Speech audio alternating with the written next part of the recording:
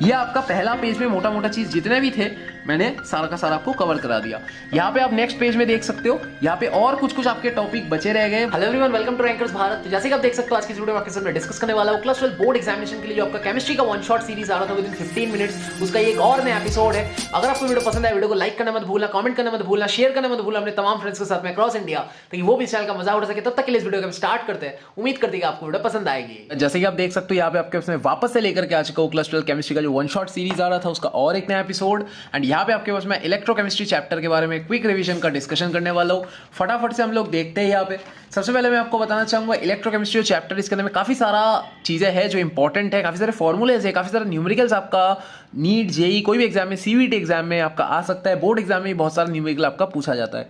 तीन मेन जो आपका सब हेडिंग्स है इस चैप्टर का वो है सबसे पहला इलेक्ट्रोकेमिकल सेल, दूसरा है कंडक्टेंस, तीसरा है इलेक्ट्रोलाइटिक सेल। ठीक है, ये तीन आपका मेन हेडिंग पॉइंट्स है। अब इसके अंदर में बहुत सारी चीजें हैं वो एक एक करके देखेंगे। 2 पेज के अंदर में आपका मोटा मोटा सारी चीजों का क्विक रिवीजन के तौर पे मैं आपका नोट्स लेके आया हूँ। ठीक है, बहुत अच्छा नोट्स है एंड आपको फ्री पीडीएफ नोट्स का जैसे ही हर एपिसोड में मिल रहा है वैसे ही आपको डिस्क्रिप्शन में पिन कमेंट में मिल जाएगा। तो अगर आपको ये वीडियो पसंद आए, अगर आपको लगे कि यार कुछ effective content, valuable content provide कर रही है रैंकर्स भारत, तो डेफिनेटली अपने अपने फ्रेंड्स के साथ में शेयर करो। कोई भी एग्जाम का तैयारी कर रहे हो अक्रॉस इंडिया, कोई भी एग्जाम के लिए आप इस वीडियो पे आए हो तो डेफिनेटली सारे के सारे एग्जाम्स के लिए आपके ये वीडियोस जो बहुत ज्यादा इफेक्टिव रहने वाले। ठीक है, सबसे पहले मैं आपको बताना चाहूंगा इलेक्ट्रोकेमिकल सेल जो होता है इसके अंदर में क्या होता है। सबसे पहला क्या स्पॉन्टेनियस रिएक्शन हो रहा होता है जहां पे यार केमिकल एनर्जी से आपका इलेक्ट्रिकल एनर्जी पे कन्वर्ट हो रहा होता है।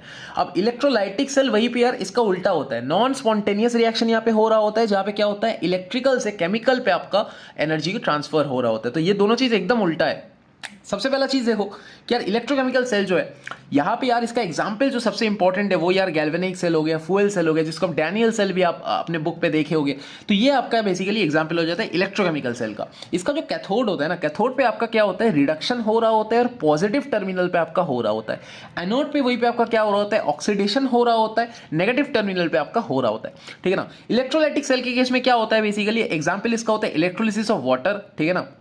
और अब देखो कि कैथोड पे आपका क्या होता है कि यार रिडक्शन हो रहा होता है, नेगेटिव टर्मिनल पे आपका हो रहा होता है। एनोड पे क्या होता है उल्टा होता है। ठीक है, यहाँ पे आपका ऑक्सीडेशन तो हो रहा होता है लेकिन यहाँ पे आपका नेगेटिव हो रहा होता था, यहाँ पे आपका पॉजिटिव पे हो रहा होता है। ठीक है ना, ये थोड़ा कंफ्यूज हो सकते हो लेकिन याद रखना एग्जाम हॉल में। ठीक है, फिर आपका नेक्स्ट जो टॉपिक आता है वो यार इलेक्ट्रोकेमिकल सेल का यार एक समरी रिवीजन आपका फॉर्मूला के थ्रू आपको कराने वाला हूँ। ठीक है, ई नॉट सेल आपका एक वैल्यू आता है जिसका ई कैथोड माइनस ई एनोड करते हो और याद रखना है कि ई नॉट सेल हमेशा पॉजिटिव होगा और पॉजिटिव होगा तभी ये स्पॉन्टेनियस रिएक्शन करेगी। ठीक है ना, ये आपका ई नॉट सेल हो गया।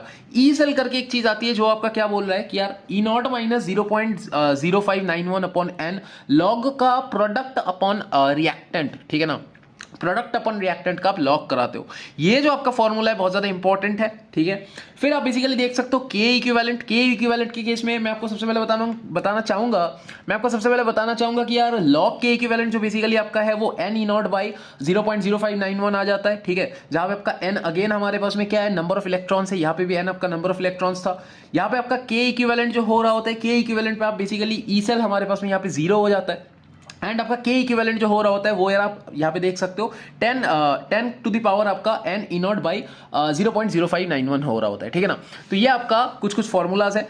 इसके अलावा आप देख सकते हो डेल जी नॉट आपका बहुत ज्यादा इंपॉर्टेंट है, गेस्ट free energy that is equals to minus n F E not. ठीक है, इसका आपका नेगेटिव में हमेशा वैल्यू हो रहा होता है। ठीक है, और आपका क्या होता है नॉन स्पॉन्टेनियस रिएक्शन हमारे पास में यहाँ पे हो रहा होता है। ठीक है ना, इसका बेसिकली देख सकते हो जूल पर मोल हमारे पास में इसका यूनिट है। ठीक है, ये आपका पहला पार्ट हो गया। फिर आपका दूसरा पार्ट पे जाएंगे कंडक्टेंस पे। ठीक है, अब कंडक्टेंस का जो पहला ये आपका टॉपिक है कि यार आपको बहुत सारा टॉपिक दिखेगा, रेजिस्टेंस, ठीक है, आपको कंडक्टेंस दिखेगा, कंडक्टिविटी दिखेगा, मोलर कंडक्टेंस आपको दिखेगा। तो इसका सब चीज होगा। आपको डेफिनेशन अगर आपको पढ़ना है आप बुक में जाके पढ़ सकते हो। ठीक है, एंड अगर आपको एक बेसिक फॉर्मूला डिवीजन में आपको यहाँ पे करा रहा हूँ वो चीज आप यहाँ पे एज अ क्विक रिविजन के तौर पे देख सकते हो। बाकी डेफिनेशन अगर आपको देखना है बुक खोल के 1 सेकंड में देख लो, या फिर मैं पिछले साल भी एक वन शॉट बनाया था वहां भी मैंने ये फॉर्मूला वगैरह रिविजन कराया था, 7-8 हजार कुछ व्यूज था पिछले साल में, तो उसका भी वीडियो का लिंक आपको आई बटन में डाल दूंगा। हैंड रिटन नोट से ही लाया था। ठीक है ना, ये ज्यादा ही सुंदर लग रहा है कुछ, वो भी एक डिसेंट सा बना था।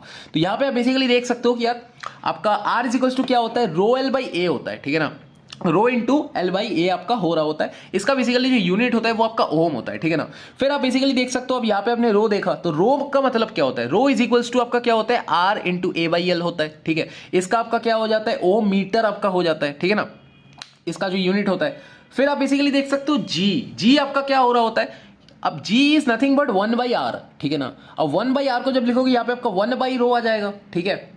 ये जो चीज है इसको आप K लिख सकते हो, विच इज नथिंग बट आपका कंडक्टिविटी, ठीक है ना। अब ये जो आपका कंडक्टिविटी है, कंडक्टिविटी को आप कैसे लिख सकते हो, that is equal to G into L/A, ठीक है। अब इन दोनों का बेसिकली देख सकते हो, यहाँ पे आप इसको सीमेंस भी लिख सकते हो, इसका जो यूनिट है, और इसका आपका सीमेंस पर मीटर आपका बेसिकली आप लिख सकते हो, सीमेंस मीटर इनवर्स आप बेसिकली यहाँ पे लिख सकते हो। मोलर कंडक्टेंस आपका बेसिकली जो हो रहा होता है वो क्या है, K इंटू 1000/m, बहुत इंपॉर्टेंट है, ठीक है। सीमेंस सेंटीमीटर स्क्वायर और आपका मोल इनवर्स आ रहा होता है, ये आपका इसका फॉर्म हो गया, ठीक है। और एक चीज याद रखनी कि कंडक्टेंस जो होता है वो ये डाइल्यूशन के टाइम पे, ठीक है, डाइल्यूशन के टाइम पे कंडक्टिविटी जो हो रहा होता है वो बढ़ रहा होता है। क्यों बढ़ रहा होता है जी, मोबिलिटी क्योंकि आपका बढ़ रहा होता है इसलिए आपका कंडक्टिविटी भी बढ़ रहा होता है। तो मोबिलिटी क्यों की बढ़ रहा है, because mobility is increasing, conductivity is also increasing on dilution of the conductance के केस में, ठीक है ना।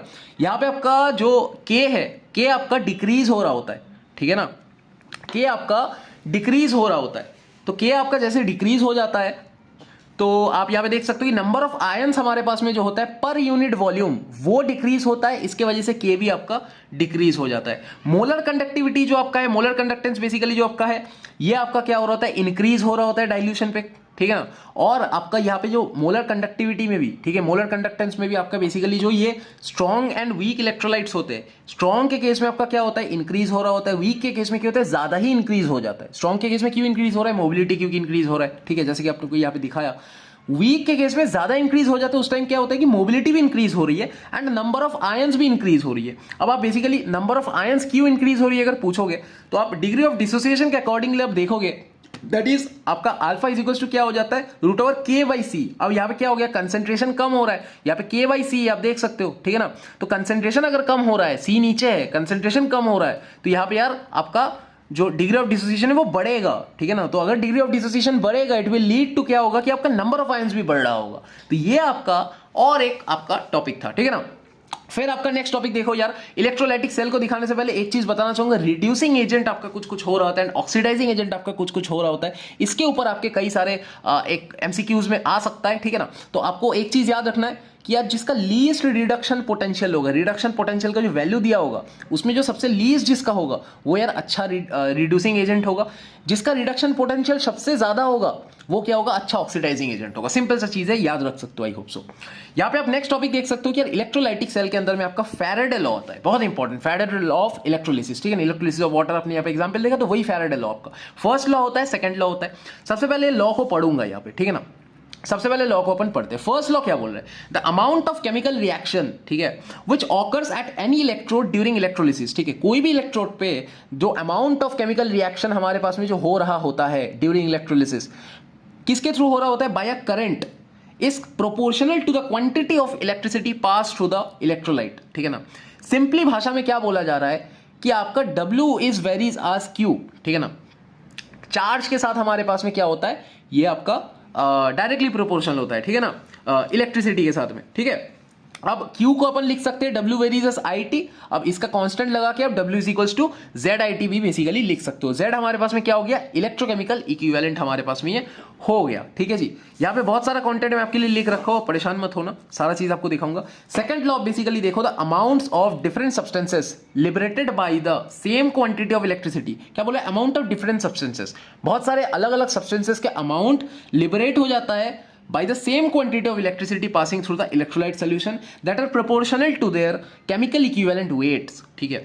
बेसिकली आपका जो फॉर्मूला है वो अगर आप देखो तो W is directly proportional to Z, ये आपको बता रहा है जब I और T आप बेसिकली सेम रख देते हो, ठीक है। करंट और टेम्परेचर बेसिकली जब आप सेम रख देते हो तब आपका ये चीज हमारे पास में हो रहा होता है, ठीक है ना।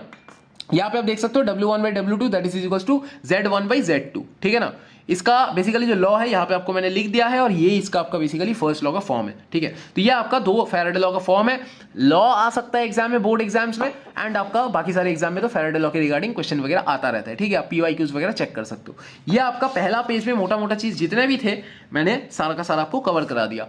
यहाँ पे आप नेक्स्ट पेज में देख सकते हो, यहाँ पे और कुछ आपके टॉपिक बचे रह गए, वो सारा चीज आपका कवर कराता हूँ। सबसे पहले यहाँ पे आप बेसिकली देखो, सबसे पहला टॉपिक हमारे पास में जो होने वाला है दैट इज कि ये वाला, ठीक है। अब मोलर कंडक्टेंस के केस में ये आपका बेसिकली जो है वीक इलेक्ट्रोलाइट और स्ट्रॉन्ग इलेक्ट्रोलाइट का एग्जांपल बहुत ज्यादा इंपॉर्टेंट है, CH3COOH। इसके केस में क्या होता है, स्ट्रॉन्ग इलेक्ट्रोलाइट कौन होता है, KCl का आपका एग्जांपल है, ठीक है। आप बुक में जाकर के देख सकते हो। ये जो इसका फॉर्म है ना, मोलर कंडक्टेंस आपका बेसिकली जो इनफाइनाइट डाइल्यूशन पे हो रहा होता है, ये जो आपका फॉर्म है बहुत ज्यादा इंपॉर्टेंट है।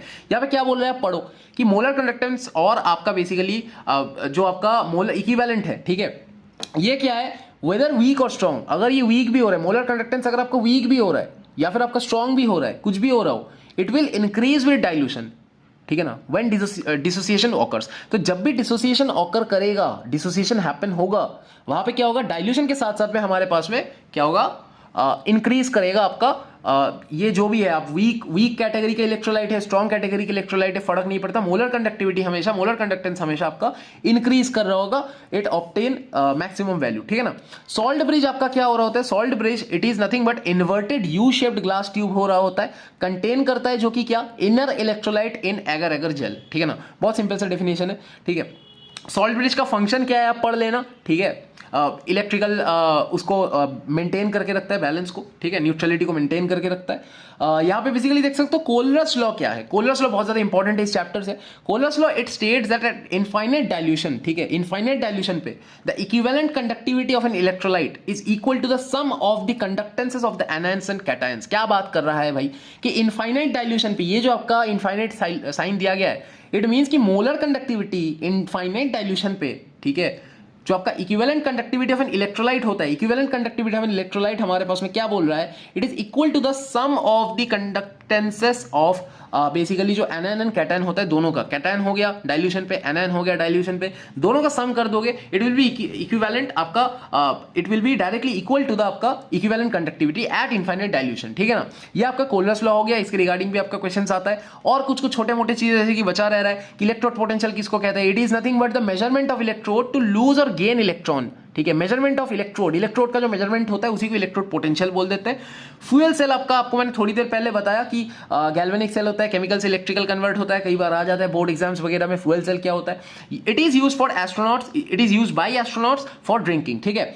इक्विलिब्रियम कांस्टेंट का आपका ये वैल्यू आप अच्छे से याद रखना, ठीक है। ई नॉट सेल मैंने आपको यहाँ पे भी लिख के दिखाया था, बाद में मैंने लिख दिया, ठीक है। It is nothing but equilibrium constant का आपका जो वैल्यू था मैंने आपको लिख के दिखाया था। इसके आगे जो आपका लास्ट टॉपिक है इस चैप्टर का मैं आपको बताने वाला हूं, दैट इज बोर्ड एग्जाम में कई बार उठ के आता है, सीवीटी नीट में भी आपका आ सकता है, ठीक है, एमसीक्यू आ सकता है इससे, कि standard electrode potential of copper is nothing but plus 0.34 volt. बहुत पॉपुलर क्वेश्चन है, ठीक है, बोर्ड्स में तो बार बार दबा के आता है। It means when a copper rod remains in contact with, ठीक है, ये जो आपका चीज है, ठीक है, ये सोल्यूशन के साथ में आप जो कॉपर रॉड को कॉन्टैक्ट में रखते हो एट 25 डिग्री सेल्सियस, इस चैप्टर में हर चीज 25 डिग्री सेल्सियस मतलब आपका 298 केल्विन में ही आपका हो रहा होता है इस चैप्टर में, ठीक है ना। The electrical potential developed by the oppositely charge electrical double layer, ठीक है, इलेक्ट्रिकल पोटेंशियल जो कि डेवलप हो रहा है किसके द्वारा, oppositely charge electrical double layer के द्वारा, कहां पे, at the interface of copper rod and the solution. It is basically जो सोल्यूशन है आपका वो हमारे पास में क्या है, प्लस 0.34 वोल्ट है। तो ये आपका और एक चैप्टर थे इलेक्ट्रोकेमिस्ट्री का क्विक रिवीजन, 10-10 मिनट के अंदर में सारे के सारे मोटा मोटा फॉर्मूला, मोटा मोटा ओवरऑल सारे के सारे चीजें एक क्विक रिवीजन के तौर पे अपन देख रहे हैं। आई होप आपको ये एपिसोड काफी ज्यादा पसंद आई होगी। 10 मिनट के अंदर में ऐसे ऐसे रिव्यूज देखने के लिए, ऐसे ऐसे रिव्यूज बोल रहा हूँ मतलब वन शॉट्स देखने के लिए, अगर आपको ये चैनल पसंद आए तो डेफिनेटली चैनल के इस प्लेलिस्ट को जाकर के विजिट करो, बहुत सारे वीडियोस और आ रहे हैं, एंड इस चैनल को सब्सक्राइब करके नोटिफिकेशन बेल को ऑन कर लो ताकि सारे के सारे वीडियोस आपको सबसे पहले मिल पाए। आई होप सो आपको वीडियो काफी ज्यादा पसंद आई होगी। तब तक के लिए यार इसी तरीके से सपोर्ट शो करते रहो, अगले वीडियो के लिए कमेंट करो ताकि अगला वीडियो जल्दी से जल्दी आ जाए। तब तक के लिए वीडियो को समाप्त करते हुए मिलते हैं मेरी अगली वीडियो में, तब तक के लिए बाय।